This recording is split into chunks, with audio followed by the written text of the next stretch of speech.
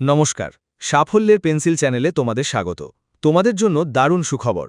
নতুন সরকার আসার সাথে সাথে যুবসাথী প্রকল্পের জায়গায় যুবশক্তি প্রকল্প।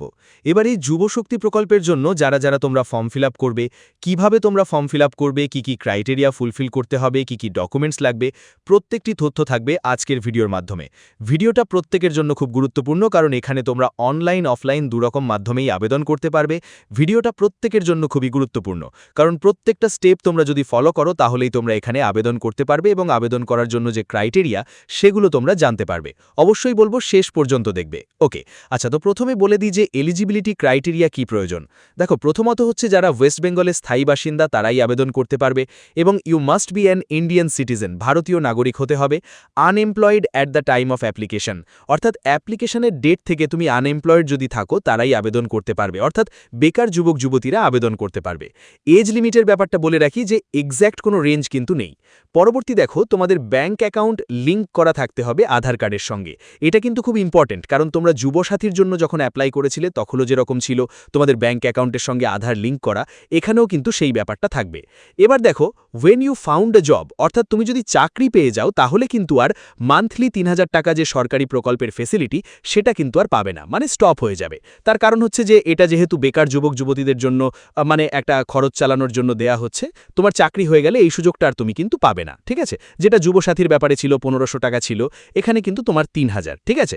আচ্ছা, আমরা পরবর্তী দেখে নিই এখানে আর কি বলা হয়েছে। দেখো, এখানে প্রথমে বলে রাখি যে তোমরা দুরকম মাধ্যমে আবেদন করতে পারবে, অনলাইন বলো বা অফলাইন। এখানে বলছে যে applicant may need to visit official website. Official ওয়েবসাইটে তোমাকে ভিজিট করতে হবে। They will be required to enrol utilising the versatile number, অর্থাৎ তোমাকে প্রথমে তোমার যে নাম্বার দিয়ে তুমি প্রথমে একটা এনরোল করলে, তারপরে বলছে আফটার এনরোলমেন্ট, যখন তোমার এনরোলমেন্ট হয়ে গেল তখন তোমার অ্যাপ্লিকেশন ফর্মটা ওপেন হয়ে যাবে। এটা অনলাইন মাধ্যম তোমাদের বলছি। তারপরে applicants must fill all details carefully, অর্থাৎ তোমার যে সম্পূর্ণ ডিটেলসটা ফর্ম ফিল যখন তুমি করবে, ফর্ম ফিল তোমার সম্পূর্ণ ডিটেলসটা, তোমার ঠিকানা থেকে শুরু করে তোমার নাম, তোমার বাবার নাম, প্রত্যেকটি তথ্য একদম জেনুইনলিভাবে তোমাদের ডেটা মিলিয়ে কিন্তু ফিল করতে হবে। এরপরে পার্সোনাল ডিটেলস, ব্যাঙ্ক ডিটেলস এবং অ্যাড্রেসে সম্পূর্ণ কারেক্টভাবে ফিল করতে হবে। After filling the form the documents must be uploaded. কিছু ডকুমেন্টস থাকবে যেগুলো আমি পরবর্তী জায়গায় বলছি কি ডকুমেন্টস তোমাদের নিড রয়েছে। তারপরে তোমরা ফাইনালি ফর্মটা সাবমিট করতে পারবে। এটা গেল হচ্ছে অনলাইন মাধ্যম, ঠিক আছে? এবার যারা তোমরা অফলাইন মাধ্যমে জমা করবে সেখানে কি থাকবে? Offline process, applicants May visit local camp or offices. তোমরা জানো যুবসাথীর ব্যাপারে যেরকম বিভিন্ন ব্লকে যেরকম তোমরা ফর্ম কালেক্ট করছিলে, তারপরে ফর্মটাকে ফিল করে সেখানে জমা দিচ্ছিলে, এখানেও কিন্তু সেরকমই ব্যাপারটা হবে। বিভিন্ন জায়গায় ক্যাম্প বসবে, এবং ক্যাম্প কবে কোন নাগাদ বসবে, এর কি আপডেট থাকবে সেগুলোর জন্য তোমাদের কি করতে হবে? চ্যানেলটিকে সাবস্ক্রাইব করে রাখতে হবে, কারণ এই চ্যানেল একমাত্র তোমাদের জন্য অথেন্টিক জেনুইন যে ইনফরমেশনগুলো সেগুলো প্রোভাইড করে থাকে।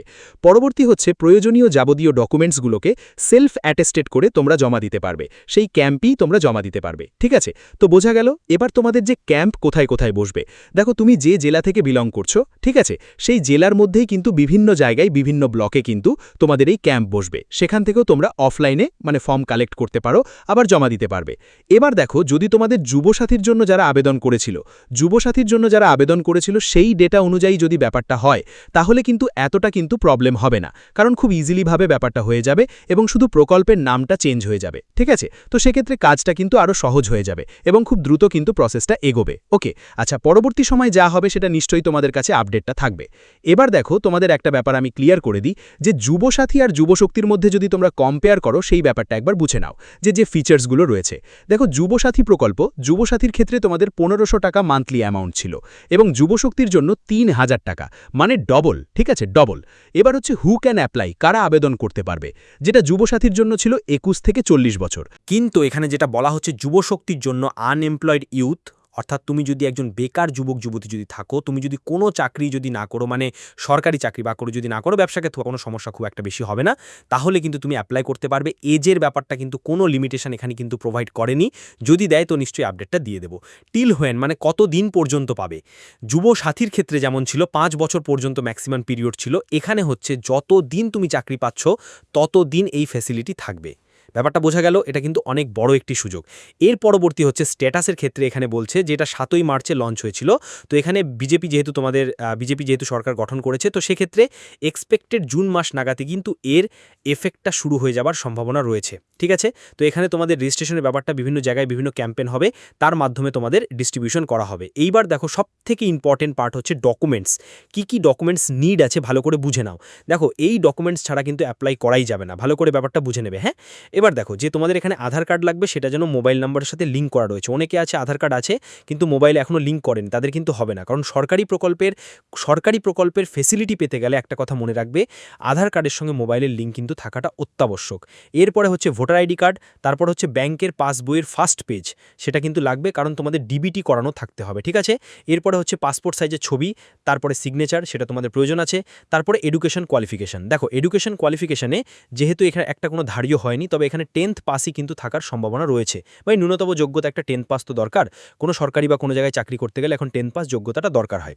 তো সেক্ষেত্রে এটা যেহেতু বেকার যুবক যুবতীদের দেওয়া হচ্ছে, মিনিমাম তোমাদের 10 পাসটাই কিন্তু থাকার সম্ভাবনা রয়েছে। ঠিক আছে, তো পাশের ক্ষেত্রে তোমার পাশের অ্যাডমিট কার্ড, মার্কশিট, সার্টিফিকেট সব রেডি রাখবে। ঠিক আছে, তারপর হচ্ছে কাস্ট সার্টিফিকেট, মানে এসসি এসটি ওবিসি বা ইডাব্লিউএস থেকে যদি বিলং করে থাকো, ঠিক আছে, তার জন্য প্রয়োজনীয় সার্টিফিকেট লাগবে।